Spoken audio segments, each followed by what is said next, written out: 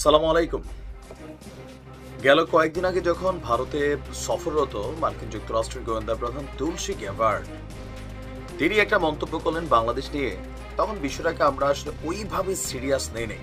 আমরা আমাদের জায়গা থেকে প্রতিবাদ করেছি, এটা নিয়ে কথা বলেছি। তুলসী গ্যাবার্ডের 14 গোষ্ঠী মোটামুটি আমরা উদ্ধার করেছি।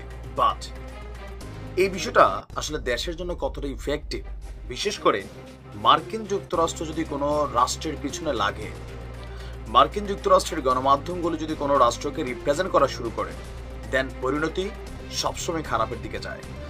কিছু তো আছে মিল, একবারে যে শতভাগ উড়াই দেওয়ার বিষয়টা না।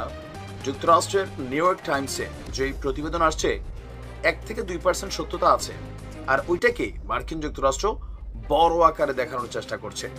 যদিও এটা নিয়ে বাংলাদেশের পক্ষ থেকে অলরেডি প্রতিবাদ জানানো হয়েছে। সম্প্রতি যুক্তরাষ্ট্রের দ্য নিউ ইয়র্ক টাইমসে বাংলাদেশে নতুন করে গড়ে উঠেছে ইসলামী কট্টরপন্থীরা সুযোগ খুঁজছে।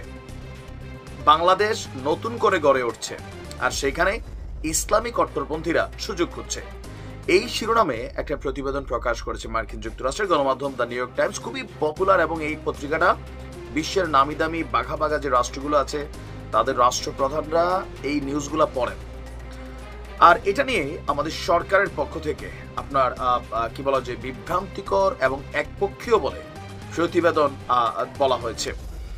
সেখানে বলা হয়েছে আপনার প্রবন্ধটার যদি খুবই গুরুত্বপূর্ণ আপনার কিছু আমরা জিনিস দেখি, সেখানে লিখছে বাংলাদেশের অগ্রগতি এবং চ্যালেঞ্জের বাস্তবতা। আমাদের সরকার বলছে প্রবন্ধটিতে কিছু ধর্মীয় উত্তেজনার ঘটনা এবং রক্ষণশীল আন্দোলনের কথা বলা হয়েছে, কিন্তু এর বিপরীতে দেশের সামরিক উন্নয়ন, সমাজের অগ্রগতির দিক থেকে তারা আপনার এখানে সামনে নিয়ে আসেনি।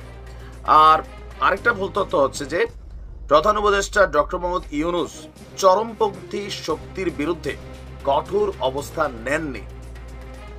মানে নিউ ইয়র্ক টাইমস বলছে যে তিনি এই শক্তিটাকে দাঁড়ানোর সুযোগ করে দিচ্ছেন, বাট সরকার বলছে যে এটা সম্পূর্ণ বিভ্রান্তিকর এবং দীর্ঘদিনের নারী ক্ষমতায়নের কাজকে অস্বীকার করে।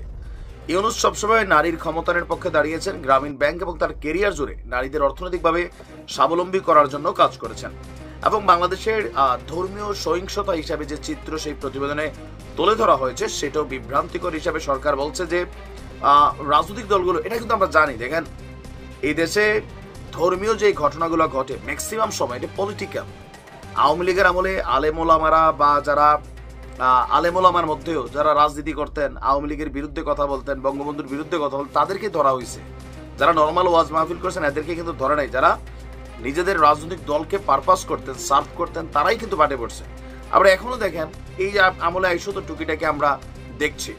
মানে মোট কথা তাদের এই প্রতিবেদনটাতে বাংলাদেশের যে প্রেক্ষাপট এটাকে 100% ভুলভাবে আমার কাছে মনে হয় যে নিজের কাছেও মনে হয়েছে টোটাল প্রতিবেদনটাতে বাংলাদেশকে নিয়ে একটা মিসলিড করা হয়েছে। আর এখানে আমরা যদি দেখি যে আপনার তাদের ফিচারটার মধ্যে আরো কিছু গুরুত্বপূর্ণ অংশ হচ্ছে, দেখেন এটা আমার কাছে মনে হচ্ছে যে লম্বা চূড়া বিশাল একটা গল্প ইতিহাস তারা তুলে ধরেছে, যেটা সম্পর্কে বাংলাদেশের প্রেক্ষাপটের 1 থেকে 2% মিল আছে, কিন্তু তারা শতভাগ সামগ্রিক চিত্রটা এটা দেখিয়েছে। এখন ইফেক্ট কি হইতে পারে?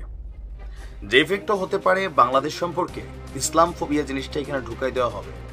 ইভেন ট্রাম্প সরকার আসার পর আপনি দেখেন পাকিস্তান সহ বেশ কিছু রাষ্ট্রের প্রতি কয়েকটা লেয়ারের সিকিউরিটি ইস্যু অলরেডি কার্যকর করা হয়েছে, বাংলাদেশ এখানে বাদ গেছে। কিন্তু এই প্রতিবেদনগুলো ট্রাম্পের দৃষ্টিকে বাংলাদেশের দিকে একটা কট্টরপন্থী রাষ্ট্র হিসেবেই আসলে তৈরি করতে, মানে একটা মেন্টালি তৈরি করতে ভূমিকা রাখবে। আর রেজাল্ট স্যাংশন আসতে পারে, ভিসা জটিলতা আসতে পারে, এখানে বিনিয়োগের ইস্যুটা কমে যেতে পারে, নানান ধরনের ঝক্কি ঝামেলা কিন্তু সরকারকে পোহাতে হবে।